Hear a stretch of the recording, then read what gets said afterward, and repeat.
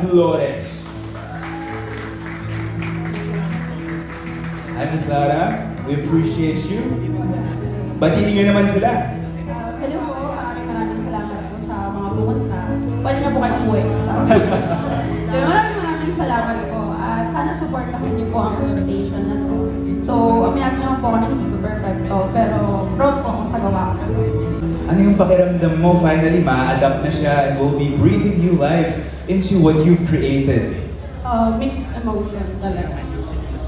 Emotion talaga, indeed. And we're all eager to see it. Thank you for gracing us with your presence for this afternoon. This year, he is also the director of Viva One's upcoming new series, Ang Mutya ng Section E. Warm round of applause for Direk Theodore Boborol. Hi, Direk! Hello, good afternoon. Good afternoon sa lahat. Oo, pagkakataon ko na para matinig sila. Say hi! Ayun, magandang hapon sa lahat na nandito kayo sa Viva Cafe. Thank you po at napaunlakan nyo kami at nandito kayo.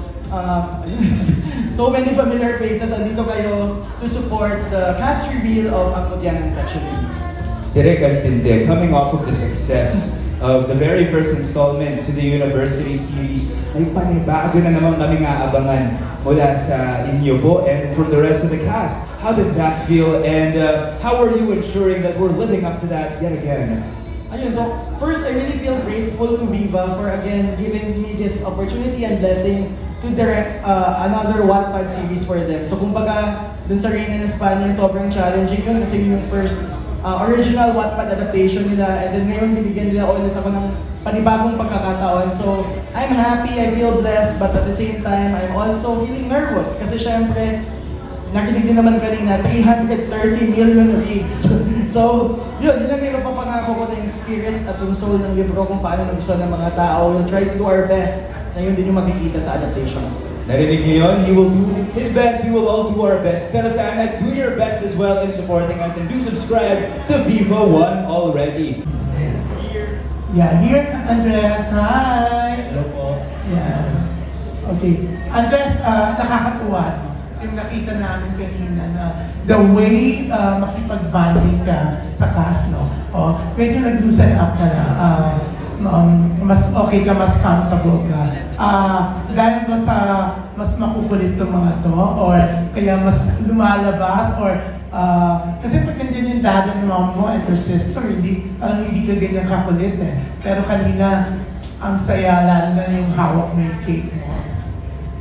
Yeah, so kasi yung cast natin, we've been bonding together. Nag-workshop kami, we rehearse na.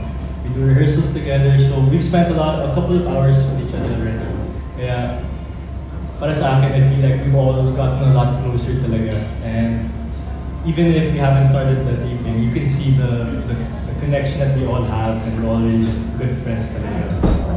So wala pang taping. So sa mga banding nyo doon during workshop. Yes po. Nakakatuwa, no? Parang ako close ka. Kayo ni Andre Iliana, close na kayo. Kasi your dad at saka yung mom niya nagsama sa movie. Nagsama sa movie na lang sasabihin ko para ano. Pwede ko bang sabihin yung iba? Well, Alam naman yun. I get to work with Andre now, and I'm really happy talaga. It's an honor, and so far, he's a great friend of mine. So, Muntik ko maging kapatid yan. No? Yeah. Muntik ko maging kapatid yan. Si Andre yung nagsabi nun, Hindi ko sinabi, ha? Hindi ko sinabi. Sarap lang, sarap lang. Sarap lang. Sige. Ako, gusto ko pa naman sanang tugtungan ng tanong ko. Pero, aware of that, no?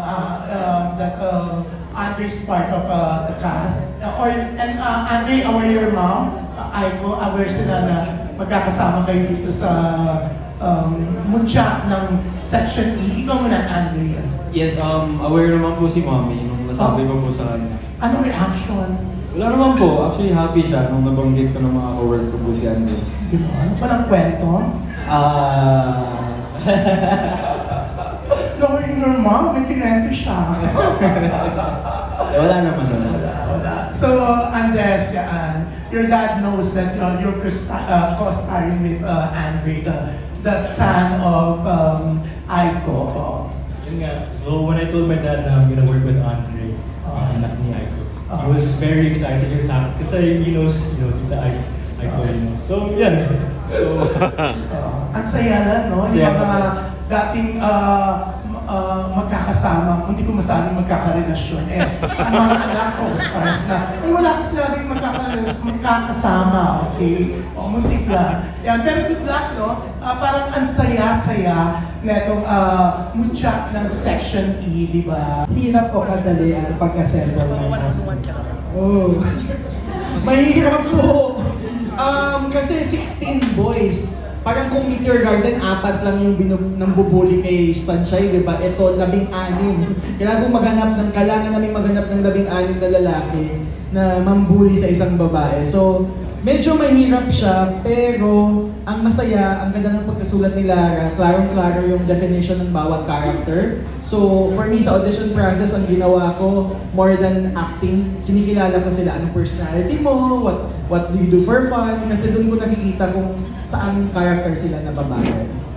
Ano din sa Lara, sa audition, nagulat din siya, ang daming tao. Can we hear from Lara, please?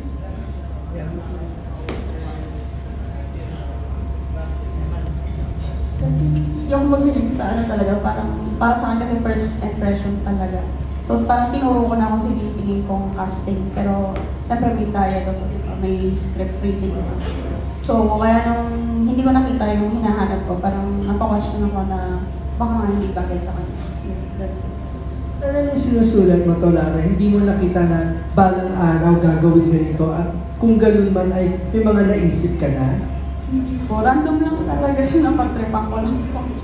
Tapos ayun, nagulat ako na unti-unti nagkaka-million reach na siya. Sabi ko, ano itong ginawa ko? So, Viva Artist na girls, ikaw ang mutya ng Section E. Anong pakiramdam, Vivi? Sobrang thankful lang po. Wala po akong masabi sa thank you, Lord. Kasi parang I've been with Viva po for the past few years po and sobrang yung mga work ko pong nagawa noon sa kanila, marami po ako natutunan doon. And finally po, nabigyan po nila ako ng break. Kaya sobrang thankful lang po. And I'm so glad to be here. I just want to thank all of you for coming here. Sobrang dami pong tao. To answer that question, kung may similarities po kami ni Calis Rivera, siguro wala. Kasi playboy po siya dito. And I can say that I'm not a playboy. I'm a good boy. Tama ba? Tama. Ayun. Sino ba? David.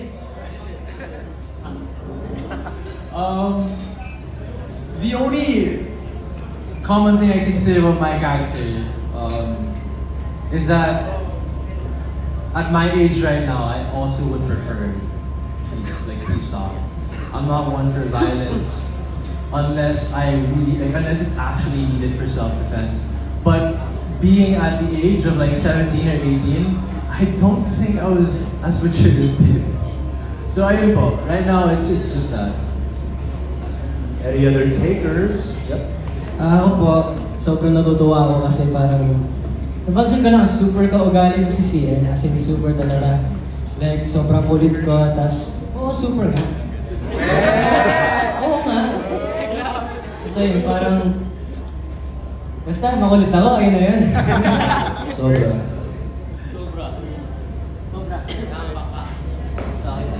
Sa akin naman po, I feel like type of my character lang kasi magka-partner kami ni Sian, diba?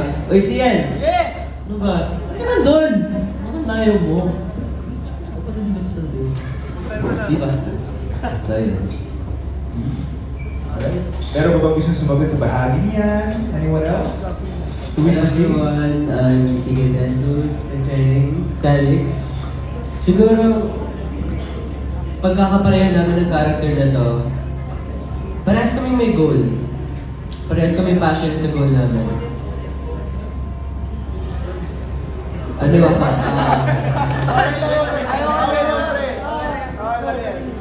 Ano goal mo? Makashoot. And parehas kaming makulit. And friendly. Parehas kaming makulit and friendly. And higit sa lahat, parehas kaming mabilis mapikon. Konting asar lang, ganyan talaga. Ako po, parehas kami naman.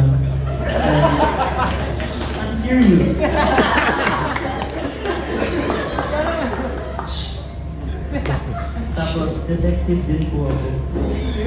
Sa real life. Okay, thank you for that. Yan po ang tinig at mga sentimientos ng ibang estudyante natin. Favorito. Ay, hello po. Ako po si Aris dito. Anong role mo?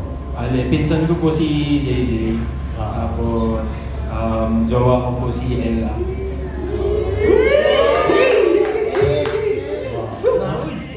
Bully ka ba rito? Hindi po. Hindi ka mabait ka. So, napakabait. Playful na. Nako, hindi po. Wala kayong eksena ni Andres. Marami po. Mag-aaway po kami. Oh? Opo. Anong away? Siya po. Dahil sa babae? Opo. Yung ex niya. Ganun ka ba? Hindi po. Hindi po. Masama po na yung pag-aaway. So how do you feel na ito ka na naman na isa ka na sa naglilingit dito sa Wattpad series na to? After, ano ba yung naman yung raining ka ba? Di ba? Rain po. Yes. Oh, raining. I feel very blessed po. Tsaka thankful kasi binigay po yung opportunity to work with Directed po ulit. And all trust lang po kay Direct and po sa writer po. And all the casting po. Gano'n.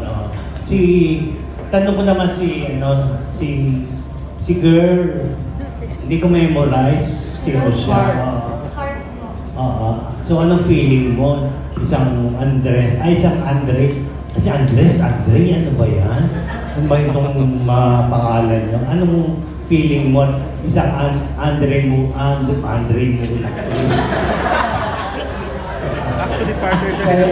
Iliana, ang kasama mo na galing sa isang pamilya na.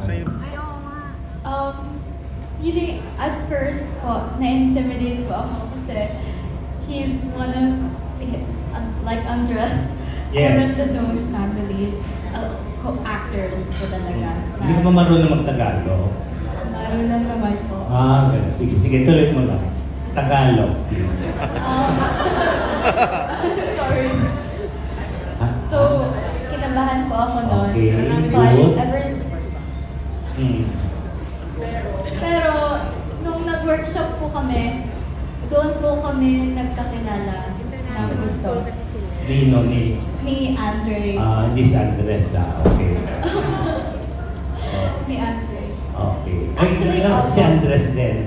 Si Andres po, kasama ka po sa sitcom ng The First Family. Kasama mo pala. So, sanay ka na kay Andres. Oh, kilala.